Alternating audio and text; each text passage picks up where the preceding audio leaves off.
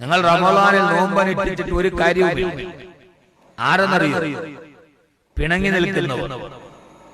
നിങ്ങൾ ജ്യേഷ്ഠനോട് പണക്കത്തിലാണ്, നിങ്ങൾ അനുജനോട് പണക്കത്തിലാണ്, ഉമ്മയോട് പണക്കത്തിലാണ്, വാപ്പയോട് പണക്കത്തിലാണ്, നിങ്ങളുടെ സുഹൃത്തുക്കളോട് നിങ്ങൾ പണക്കത്തിലാണ്.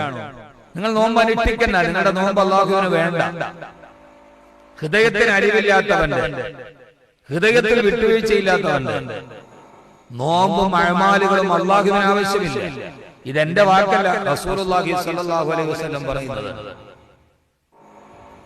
നിസ്സാരമായ കാര്യങ്ങളുടെ മേൽ പിണങ്ങിക്കിടിയുന്നവർ. സഹോദരങ്ങളെ, നോമ്പ് നമ്മുടെ ഹൃദയത്തെ സ്വാധീനിക്കുന്നുവെങ്കിൽ, അല്ലാഹു നമ്മുടെ ഹൃദയത്തിൽ ഇടപെടുന്നുവെങ്കിൽ അതിന്റെ അർത്ഥം നമ്മുടെ ഹൃദയത്തിൽ ആർദ്രതയുണ്ടാവുക എന്നാണ്. മറ്റൊരാളോടുള്ള അസൂയ, മറ്റൊരാളുടെ കുശുമ്പ്, അതൊക്കെയാണ് യഥാർത്ഥത്തിൽ നമ്മുടെ എല്ലാവരുടെയും പ്രശ്നം.